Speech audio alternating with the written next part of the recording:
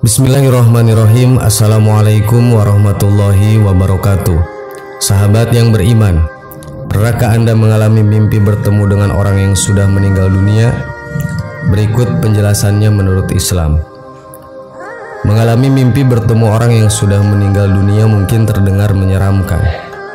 Namun mimpi itu memiliki arti bahwa orang yang sudah meninggal dunia tersebut kemungkinan merindukan kiriman doa dari keluarganya. Bisa jadi orang yang sudah meninggal dunia seperti yang hadir dalam mimpi meminta agar keluarga yang masih hidup untuk lebih taat lagi beribadah atau berbuat baik di dunia.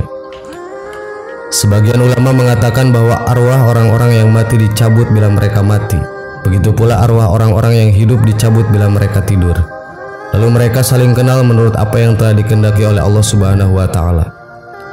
Dalam Al-Qur'an surat Az-Zumar ayat 42 Allah Subhanahu wa taala telah berfirman, Allah memegang jiwa orang ketika matinya dan memegang jiwa orang yang belum mati di waktu tidurnya. Maka dia tahan jiwa orang yang telah dia tetapkan kematiannya. Quran surat Az-Zumar ayat 42. Ibnu Katsir dalam tafsirnya menerangkan bahwa arwah orang yang telah mati dan melepas arwah orang yang hidup sampai waktu yang ditentukan.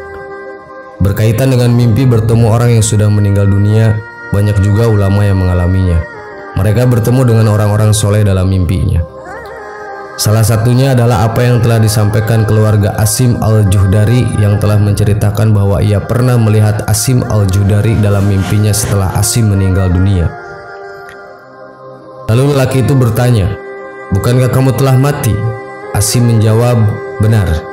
Lelaki itu bertanya lagi, "Sekarang engkau berada di mana?"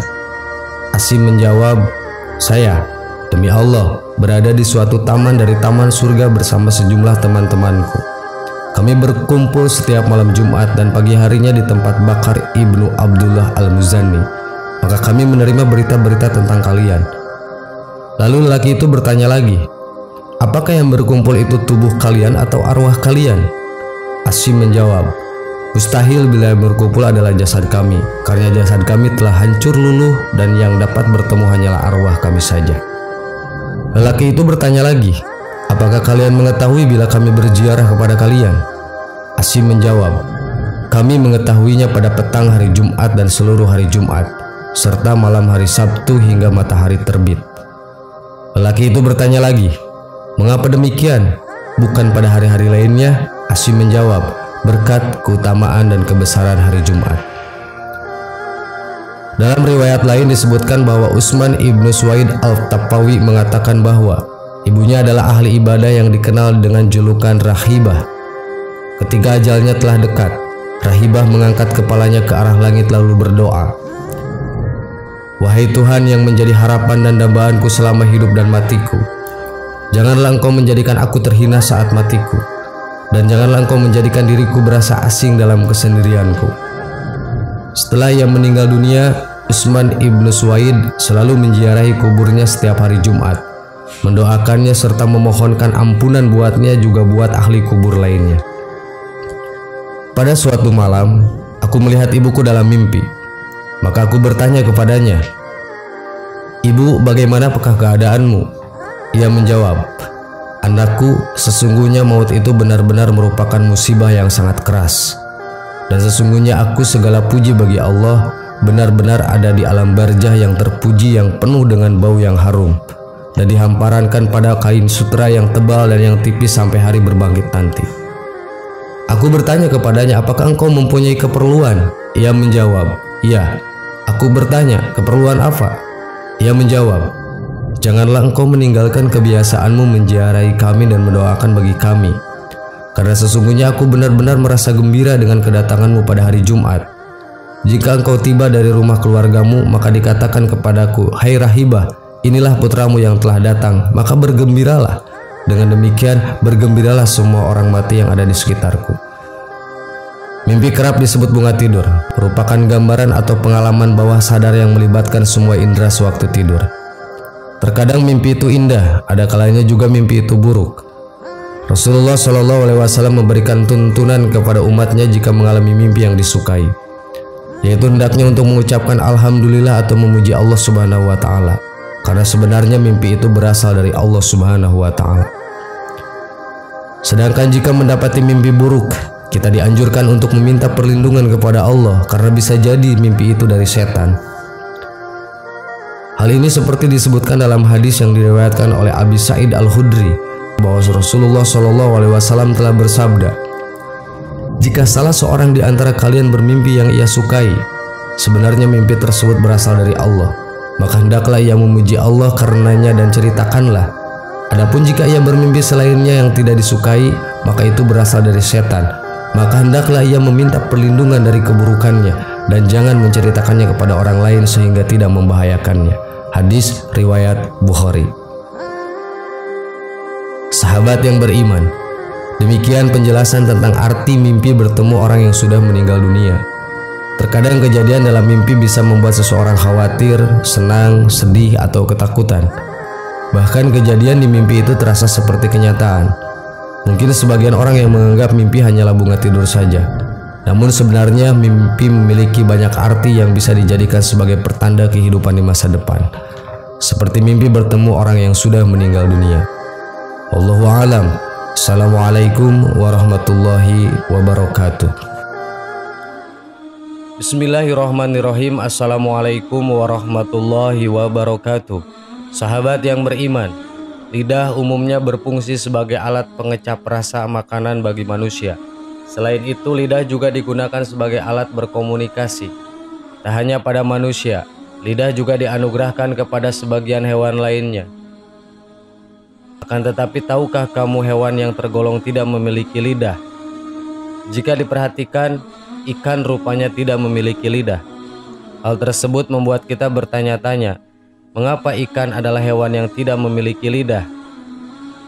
Abu Laith Asmarakandi meriwayatkan dari Huzaifah radhiyallahu anhu berkata, "Saya mendengar Rasulullah SAW bersabda, tidak akan masuk surga orang yang suka memfitnah." Diriwayatkan juga dari Abu Hurairah radhiyallahu anhu, Rasulullah SAW bersabda, "Apakah kamu tahu siapakah sejahat-jahatnya manusia?" Jawab sahabat, "Allah dan Rasulullah yang lebih tahu." Rasulullah SAW bersabda, "Sejahat-jahatnya manusia adalah orang yang bermuka dua, tidak masuk surga orang yang suka membesar-besarkan cerita." Setelah Rasulullah bersabda, kemudian ditanyakan hikmah dari perkataan itu. Baginda SAW menjawab, "Sesungguhnya Allah Subhanahu wa Ta'ala telah menciptakan semua makhluk itu memiliki lidah, baik yang bisa berkata-kata maupun yang tidak bisa berkata-kata." Lalu salah seorang sahabat bertanya, "Kenapa ikan tidak mempunyai lidah?" Rasulullah SAW bersabda, "Setelah Allah menciptakan Adam alaihissalam, maka diperintahkan seluruh malaikat agar tunduk sujud kepadanya. Semua malaikat patuh kecuali iblis. Iblis enggan sujud, maka Allah melaknatnya serta mengusirnya dari surga dan dikirim ke bumi. Setelah diturunkan ke bumi, iblis terus menuju ke laut dan satu yang dijumpainya adalah ikan. Iblis pun menceritakan keburukan dan kekurangan Nabi Adam alaihissalam kepada ikan. Iblis berkata, sesungguhnya Adam itu sangat suka memburu dan membunuh binatang-binatang yang ada di lautan dan daratan. Setelah ikan mendengar kata-kata iblis, dia pun segera menceritakan kepada binatang laut yang lain tentang Adam alaihissalam. Hal tersebut menjadikan Allah Subhanahu wa Ta'ala tidak menyukai perbuatan ikan. Kemudian dihilangkanlah lidah ikan agar tidak lagi dapat menyampaikan berita yang bukan sebenarnya." Dari kisah tersebut, maka dapat diambil hikmah agar lebih berhati-hati dalam menyampaikan berita yang tidak jelas kebenarannya. Lidah memang tidak bertulang dan mulutmu harimaumu merupakan istilah-istilah yang sering didengar. Maka yang ingin disampaikan dari kedua istilah tadi intinya sama, ialah keutamaan menjaga lisan atau perkataan merupakan yang harus dilakukan semua orang, sebab hanya dengan perkataan perang dapat terjadi. Karena pentingnya untuk terus menjaga setiap kata yang terucap. Islam pun membahas tentang bagaimana setiap perkataan yang terucap haruslah kata-kata yang baik. Bahkan Islam menganjurkan untuk berkata-kata yang baik seperti yang tertulis di dalam Al-Quran. "Dan katakanlah kepada hamba-hambaku, hendaklah mereka mengucapkan perkataan yang lebih baik atau benar. Sungguh setan itu selalu menimbulkan perselisihan di antara mereka. Sungguh setan adalah musuh yang nyata bagi manusia." Allah Subhanahu wa Ta'ala berfirman, "Tiada satu ucapan pun yang diucapkan melainkan ada di dekatnya malaikat pengawas yang selalu hadir. Quran Surat Qaf ayat 18. Barang siapa yang beriman kepada Allah dan hari akhirat, hendaklah ia mengucapkan perkataan yang benar atau lebih baik diam. Hadis riwayat Bukhari dan Muslim. Seorang sahabat pernah bertanya kepada Rasulullah, apa penyebab terbesar orang masuk neraka? Nabi menjawab, karena lidah dan kemaluannya. Hadis riwayat Tirmidzi.